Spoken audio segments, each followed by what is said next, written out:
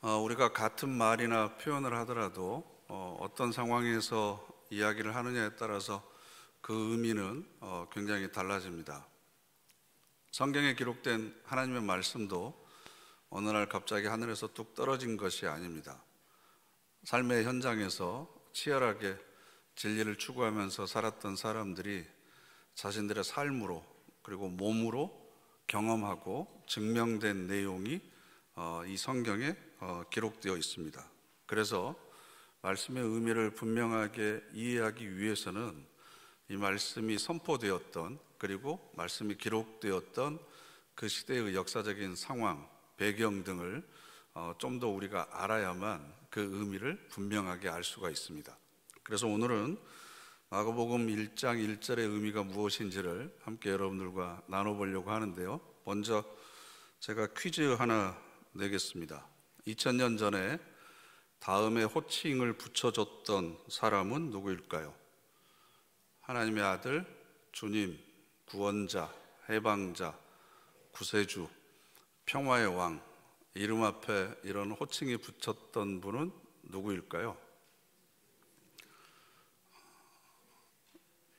너무 뻔한 질문이라 대답을 적극적으로 안 하고 계시는데 맞습니다. 그런데 이런 호칭들이 예수님보다 더 먼저 붙여졌던 사람이 있습니다.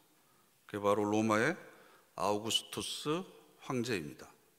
이 아우구스투스 황제에 대해서 이야기를 하려면 먼저 그의 양아버지였던 가이우스 율리우스 시저에 대해서 우리가 이야기를 해야 됩니다. 카이사르라고 하는 단어인데요. 카이사르라고 하는 이 단어를 영어로는 시저라고 하고요. 독일어로는 카이저, 러시아어로는 짜르라고 발음을 합니다. 원래 이 단어를 황제라고 하는 의미로 의미가 나중에는 변천되었는데 원래는 사람의 성입니다. 성을 카이저 혹은 시저라고 불렀습니다.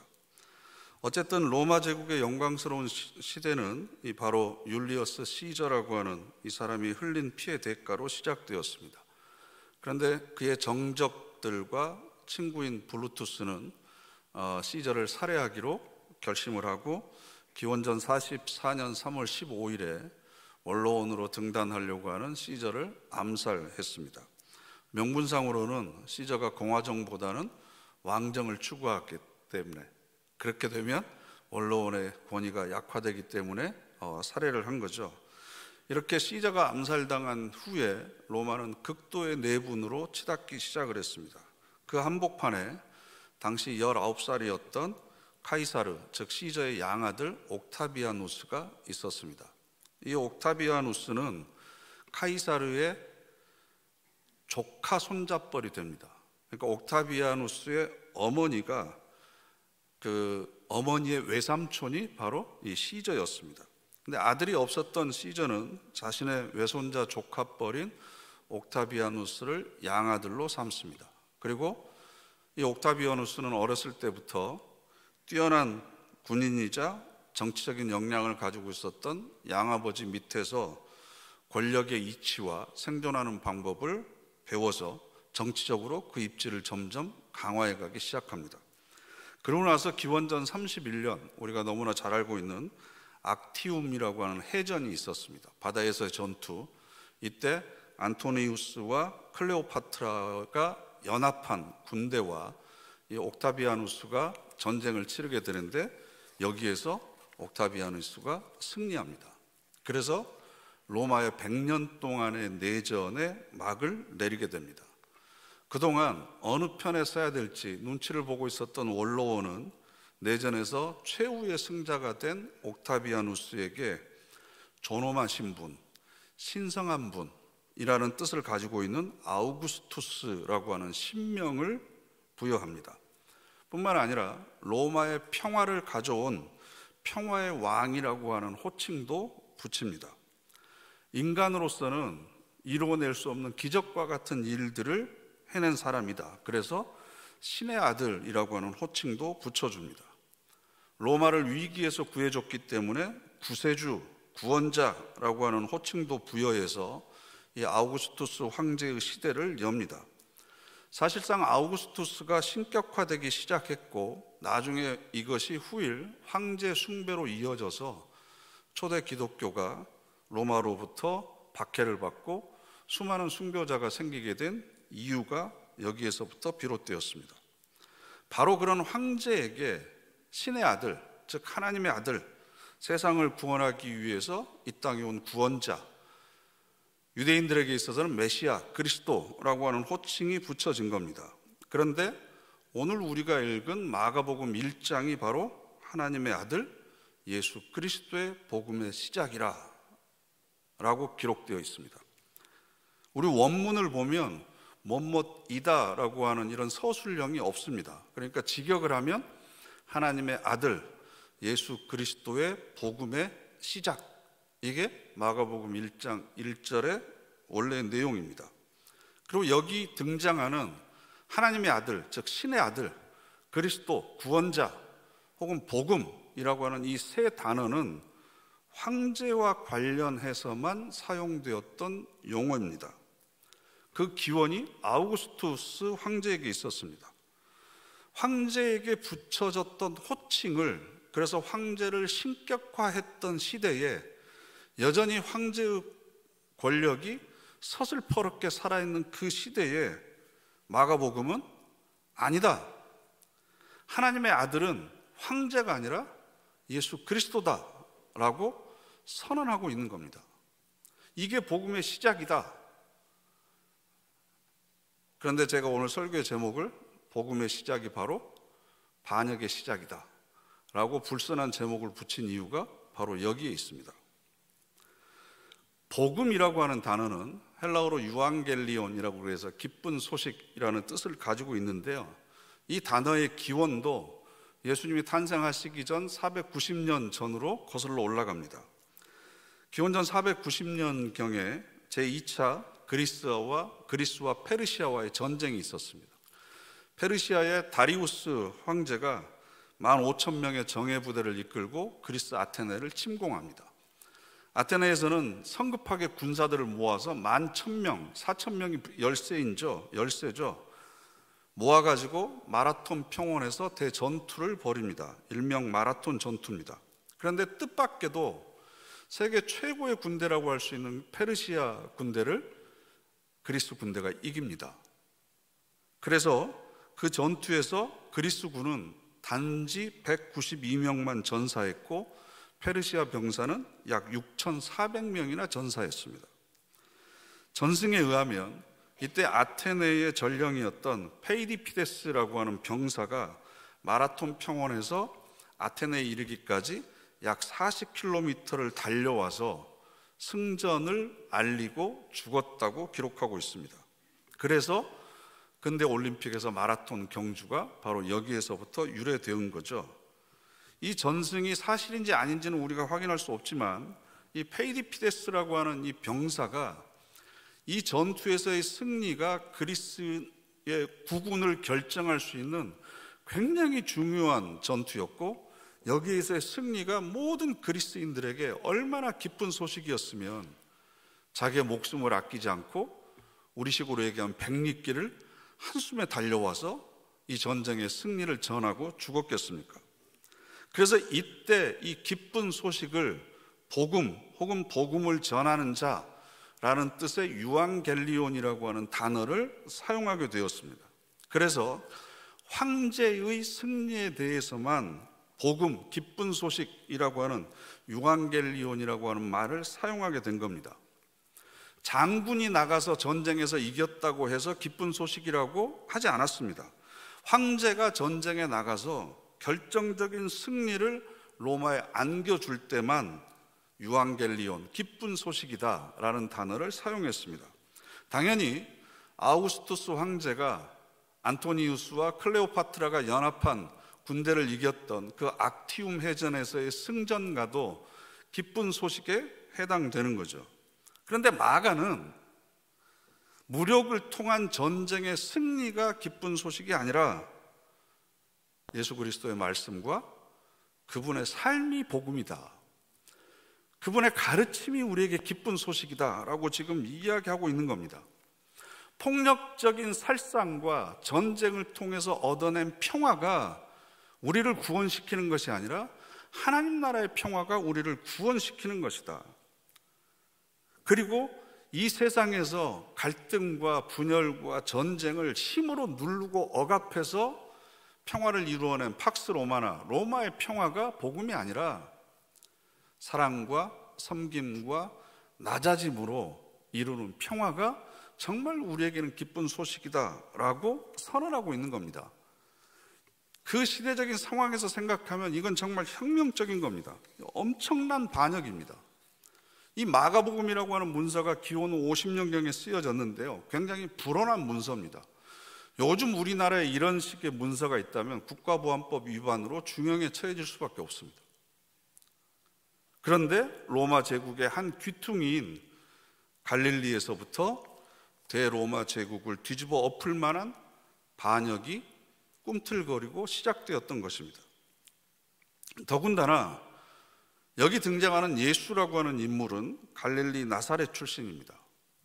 가난한 동네입니다. 소장민이 많습니다. 그래서 예로부터 밀란이 잦았던 곳입니다.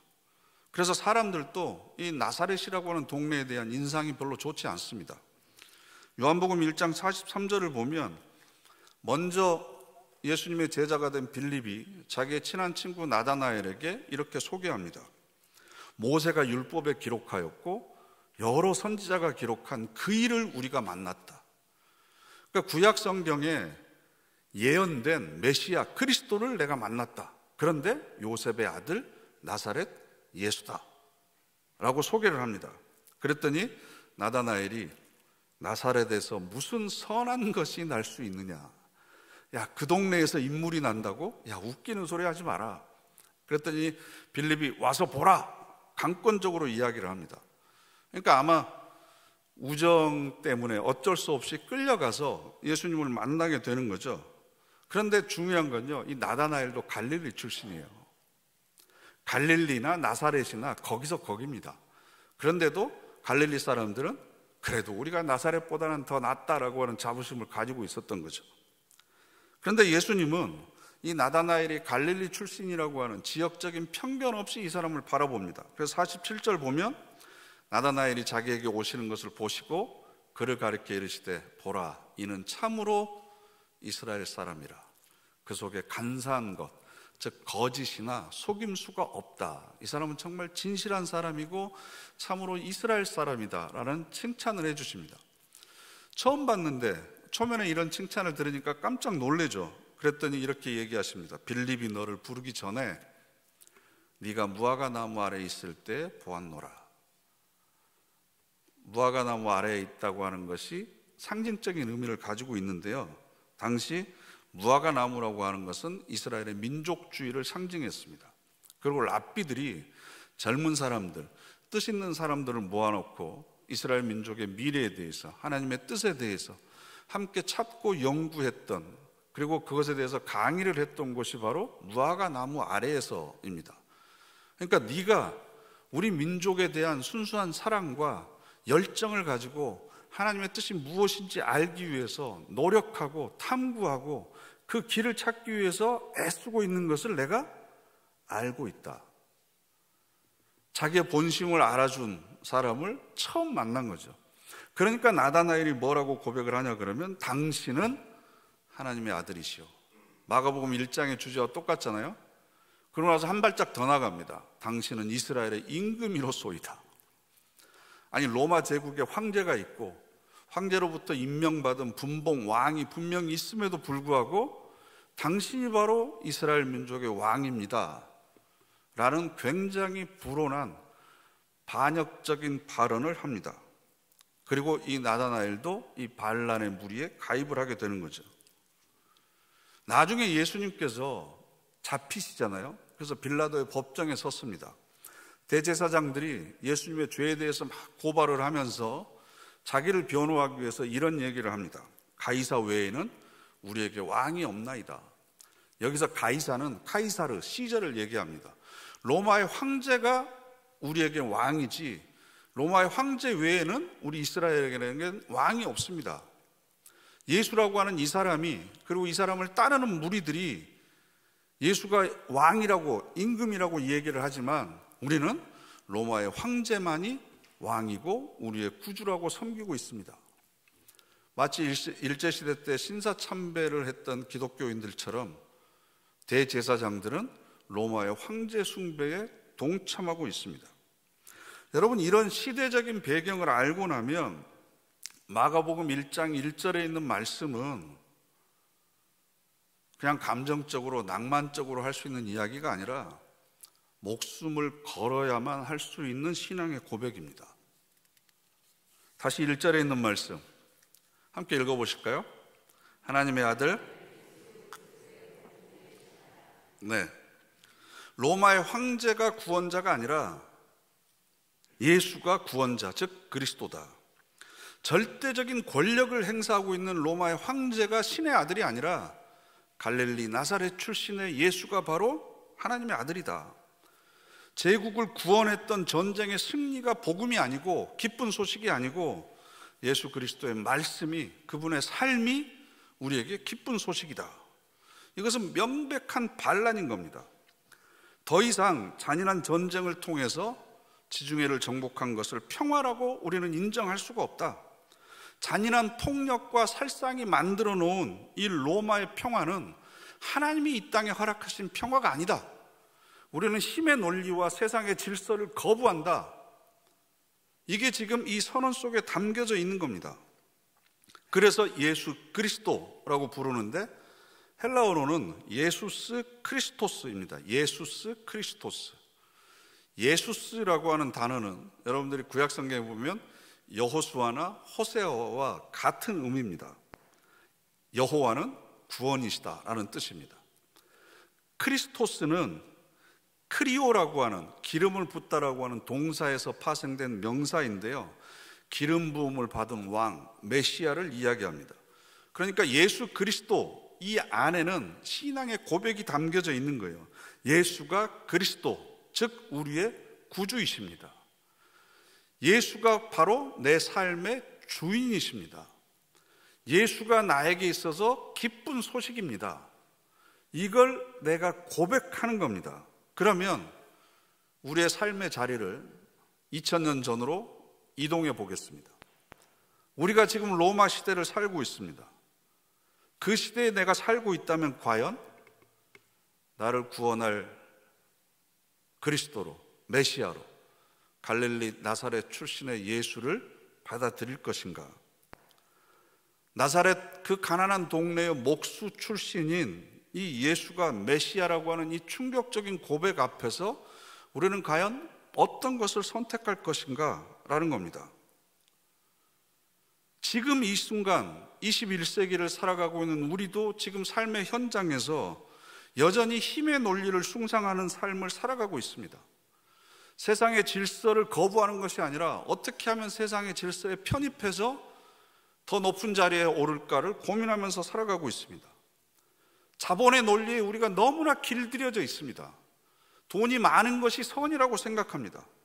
약육강식과 같은 정글의 법칙 속에서 어떻게 하면 남을 이기고 내가 더 높은 자리에 올라가고 내가 조금이라도 우위를 점하고 더 많은 것을 누리고 더 많은 것을 소유할까를 항상 우리는 걱정하면서 살아갑니다. 그런데 이 모든 것을 거부하겠다는 겁니다. 권력과 힘이 주는, 물질이 주는 특권과 쾌락과 부패한 삶을 나는 거부하겠습니다. 세상의 권력과 힘과 물질이 주는 것은 나에게 진정한 평화가 아닙니다. 하나님께서 나에게 주시는 것이 진정한 평화입니다. 로마의 황제가 그리스도가 아니고 예수가 그리스도이십니다. 그분이 이 땅에 태어나셔서 하셨던 말씀이 내 삶의 진리입니다. 그것이 나에게 기쁜 소식입니다. 그 말씀을 근거로 내 삶을 살아가겠습니다. 이게 이 1절에 있는 내용입니다. 그런데 이 고백이 너무나 파격적이고 불온하고 혁명적이었기 때문에 예수님조차도 제자들의 입을 막았습니다. 가이사랴 빌립보라고 하는 도시를 제자들과 함께 예수님께서 지나가고 계셨습니다. 사람들이 나를 누구라고 그러느냐? 이래저래 얘기합니다. 그럼 너희들은 나를 누구라고 그러느냐? 그때 베드로가 뭐라고 대답하죠? 주는 그리스도시요 살아계신 하나님의 아들이시니다. 마가복음 1장 1절과 똑같잖아요. 하나님의 아들 예수 그리스도의 복음의 시작. 주는 그리스도시요 살아계신 하나님의 아들이십니다. 그런데 여러분, 이 가이사라 빌립보는요, 카이사르, 시저, 즉 황제를 기념하기 위해 만든 도시입니다. 원래 이 땅은 옥타비아누스, 아우구스투스 황제가 헤롯 대왕에게 줬습니다. 그런데 헤롯 대왕이 죽고 나서 그의 아들 빌립이 이스라엘 지역을 다스리는 왕이 된 거예요. 황제를 숭상하기 위해서 계획 도시를 지었습니다. 가운데 신전을 만들고 도서관, 원형 체육관을 만들어서 중앙 집중형인 황제를 숭상하기 위한 도시를 만들고 그 도시에 가이샤르라고 하는 이름을 붙였는데, 황제를 숭배하기 위해 만든 도시가 여기 말고도 다른 곳에 있는 거예요. 똑같은 이름에. 그러니까 이 도시를 지은 자기의 이름을 붙여가지고 가이샤라 빌립보라고 하는 도시를 만들었던 겁니다. 황제를 숭배하기 위해서 만든 그 도시의 한 복판에서 베드로가 황제가 그리스도가 아닙니다. 당신이 그리스도이십니다. 황제가 하나님의 아들이 아니고 당신이 바로 하나님의 아들입니다 라는 고백을 황제를 숭배하기 위해서 만든 그 도시의 한 복판에서 외쳐대고 있는 겁니다. 아무나 할 수 있는 고백이 아닌 거죠. 그랬더니 예수님께서 20절에 이에 제자들에게 경고하사 자기가 그리스도인 것을 아무에게도 이르지 말라 하시니라. 아직은 때가 되지 않았기 때문입니다. 마가복음의 첫 구절의 제목은 잘못 말했다가는 황제 반역으로 처형당할 수밖에 없는 굉장히 불온한 말입니다. 복음의 시작이지만 로마의 입장에서 보면, 세상의 질서의 입장에서 보면 반역의 시작입니다. 하나님의 나라의 씨앗이 이 땅에 하나 심겨진 것이지만 세상의 입장에서 보면 반역의 씨앗이 하나 심겨진 것과 같습니다. 왜? 예수를 그리스도로 고백하는 사람들은 세상을 지배하는 질서와 힘의 논리를 따르지 않겠습니다. 나는 하나님 나라의 질서를 따르겠습니다. 하나님께서 원하시는 방법으로 삶을 살아가겠습니다. 세상의 원리가 아니라 하나님 나라의 원리로 살아가겠습니다라고 하는 신앙의 고백이 이 속에 담겨져 있기 때문에 그렇습니다. 뿐만 아니라 하나님의 아들이라고 하는 이 마가복음 1장 1절의 선언은 예수님의 자기 정체성에 관한 선언이기도 합니다. 내가 어떤 존재인지. 예수님께서 세례 요한에게 찾아가시죠. 세례를 받기 위해서. 이 세례라고 하는 단어가 밥티스마인데요, 씻다라는 뜻입니다. 흔히 우리는 죄를 씻다, 내 더러운 것을 씻다, 그렇게 범위를 한정적으로 좁은 의미로만 해석을 하는데 여러 가지 더 다양한 의미가 있습니다. 특히 마가복음을 보면요, 오늘 우리가 1장 1절을 읽었는데 그 바로 뒤에 1장 9절을 보면요, 그때에 예수께서 갈릴리 나사렛으로부터 와서 요단강에서 요한에게 세례를 받으시고, 예수님에 대한 설명이 갈릴리 나사렛 출신이라고 하는 이야기밖에 없습니다. 예를 들면 마태복음이나 누가복음은 예수님이 태어나시기 전에 천사가 찾아와서 마리아에게 수태고지를 하고, 또 세례 요한의 어머니에게도 나타나고, 예수님이 태어나시기 전에 태어날 때 동방박사가 별을 보고 오고 목자들이 와서 경배하고, 누가복음을 보면 어렸을 때 키가 자라고 지혜도 자라고 하나님과 사람들에게 사랑스러워 가시더라. 12살 때 예루살렘 성전에 올라가서 랍비들과 논쟁도 하시고, 공생애 하기 전에 이런 내용들, 예수님에 대한 신적인 신화들이 그 신적인 것을, 신성스러운 것을 강조하기 위한 여러 가지 이야기들이 있는데, 제일 처음 사복음서 중에 제일 처음 기록된 마가복음에는 그런 얘기가 전혀 없습니다. 딱 한 가지, 예수는 갈릴리 나사렛으로부터 왔다, 이겁니다. 그 나사렛이 어떤 동네인지는 방금 말씀을 드렸습니다. 뿐만 아니라 마가복음 6장 3절을 보면 이 사람이 마리아의 아들 목수가 아니냐. 사람들이 웅성웅성 됩니다. 기적을 일으키니까 저 사람 마리아의 아들 목수 아니냐. 그냥 우리가 이렇게 쉽게 넘어갈 수 있는 대목이 아닙니다. 왜냐하면 이스라엘 사람들의 문화적인 관습에 의하면 상대방을 존중해 줄 때는 반드시 아버지의 이름을 앞에 댑니다. 누구의 아들 누구다. 그래서 예수님께서 베드로의 이전의 이름은 시몬이었잖아요. 바요나 시모나, 요한의 아들 시모나 이렇게 불러주시는 거죠. 그게 상대방을 존중하는 겁니다. 그런데 여러분, 날 때부터 소경이었던 거지의 이름이 뭐였죠? 바디메오였습니다. 바가 아버지거든요. 디메오의 아버지, 그러니까 디메오를 아버지로 하고 있는 아들이란 뜻이거든요. 디메오의 아들이에요. 바디메오, 거지로 태어난 소경마저도 그 아버지의 이름을 붙여줍니다. 바디메오. 그런데 예수님에게는 아버지의 이름을 붙여주지 않고 어머니인 마리아의 아들 목수 아니냐 이러는 거예요. 다행히 누가복음에는 요셉의 아들로 바꾸었고 마태복음에는 목수의 아들이 아니냐 이렇게 바꿨는데 마가복음은 마리아의 아들이라고 이야기를 합니다. 여러분, 몇백 년, 2000년이 지나서 우리는 성령을 통해서 예수 그리스도가 동정녀인 마리아에게 잉태되셨다라고 하는 것을 우리는 교리로 믿고 있지만 당시의 사람들에게 있어서는 출생의 비밀이 영원토록 감춰졌을 리가 없잖아요. 애비를 모르는 마리아의 아들이 아니냐라는 게 주변에 있는 사람들의 평가였습니다. 그리고 목수라고 하는 직업이 그렇게 사람들에게 주목받는 직업이 아니라 그 옛날 우리 조선시대 백정과 같이 천한 직업입니다. 30살이 될 때까지 예수님은 자기의 출생 성분과 그리고 성장 과정에 대해서 갈등하지 않았을까요?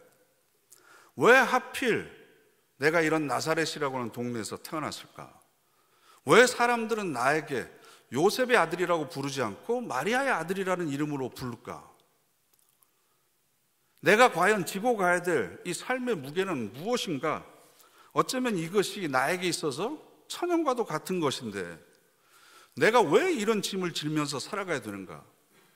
우리 모두에게도 이렇게 숨기고 싶은 것들이 있잖아요. 남이 알면 부끄러운 것들, 과거의 실수일 수도 있고 큰 잘못일 수도 있습니다. 뿐만 아니라 다른 사람들이 나에게 붙여주었던 나에 대한 평가들이 있습니다.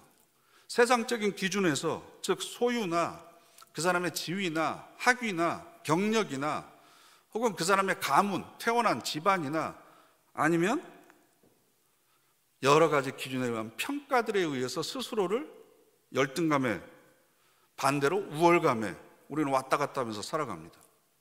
이 모든 것들을 포장하기 위해서 스스로를 과장하기도 하고 다른 형태로 우리를 스스로 포장을 합니다. 그런데 이 모든 것을 씻어버리고 세상의 평판과 나조차도 나를 받아들이지 못하는 그 모든 허위와 위선을 다 벗어버리고 씻어버리고 하나님 앞에 벌거벗은 모습으로 서게 되는 겁니다. 그때 하늘에서부터 음성이 들리는 거죠. 너는 내 사랑하는 아들이라. 내가 너를 기뻐한다. 야, 나사렛에서 태어난 나를 하나님께서 아들이라고 그러시는구나.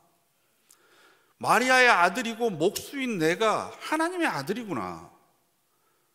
내가 나에 대해서조차도 인정해주지 않고 부끄러워서 숨기고 싶은 그렇게 많은 것들이 있는데 세상 사람들의 평판들이 있고 세상 사람들의 인정과 칭찬들이 있고 그런 것들 다 소용없이 내 존재 자체가 아버지신 하나님께 기쁨이 되는구나. 내가 너를 기뻐하노라.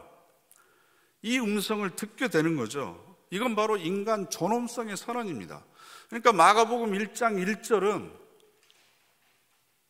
예수 그리스도의 복음의 시작일 뿐만 아니라 바로 저와 여러분들의 복음의 시작입니다. 하나님의 아들 예수 그리스도의 복음의 시작이 아니고 하나님의 아들 이대준의 복음의 시작입니다.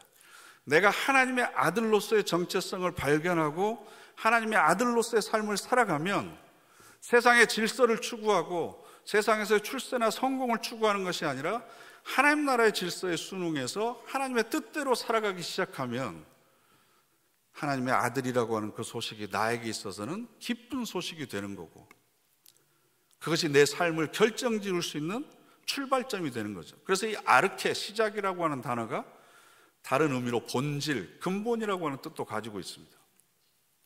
내 삶의 기쁜 소식, 근본이 되는 기쁜 소식이 무엇이냐? 내 삶을 본질적으로 회복시켜주는 기쁜 소식이 무엇이냐? 그게 바로 너는 내 아들이다, 너는 내 딸이다, 이것을 발견하는 것에서부터 우리는 하나님의 자녀로서의 정체성을 가지고 세상을 거부하는, 그래서 히브리서 11장 38절 말씀 제가 너무 좋아하거든요. 믿음장이잖아요. 히브리서 11장에 38절에 뭐라고 되어 있는 줄 아세요? 이런 사람은 세상이 감당치 못하더라. 하나님의 자녀로서 그 정체성을 가지고 하나님 나라의 질서에 순응하면서 살아가는 사람들은 세상이 감당치 못하는 삶을 살아갑니다. 그러나 반대로 하나님의 아들이라고 하는 신분을 가지고 있으면서도 여전히 세상의 질서에 순응해서 편승해서 타협해서 세상적인 성공과 형통을 바란다면 세상을 감당하지 못하는 삶을 사는 거죠. 어디에 내 삶에 뿌리를 둘 것인가? 이게 바로 마가복음 1장 1절이 우리에게 던지는 도전입니다. 나는 하나님의 아들이다. 나는 하나님께 기쁨이 되는 존재다. 이 말씀을 마음속에 새기는 저와 여러분 되시기를 간절히 바랍니다. 기도하겠습니다.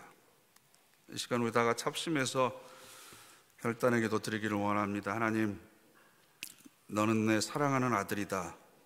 너는 내 사랑하는 딸이다. 내가 너를 기뻐한다. 이 음성을 듣기를 원합니다. 그래서 예수만이 나의 구주가 되시고 나의 구원자가 되시고 나의 주님이 되시는 그런 복된 삶을 살아가도록 주여 인도하여 주시옵소서. 우리 다 같이 합심해서 결단의 기도 하나님께 드리겠습니다.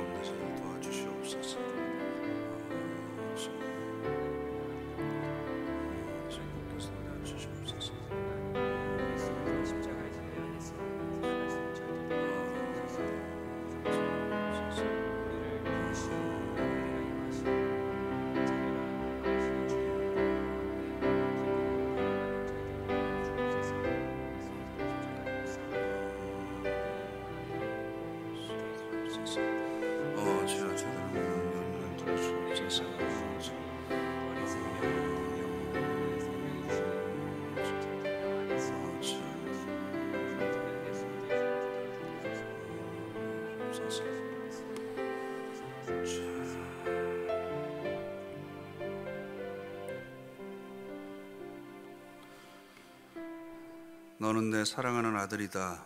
너는 내 사랑하는 딸이다. 내가 너를 주님의 음성을 듣고 하나님 나라의 질서에 순응하며 구원의 복된 소식을 전하는 사로 살아가도록 저희들 인도하여 주시옵소서. 예수님의 이름으로 기도드립니다. 아멘.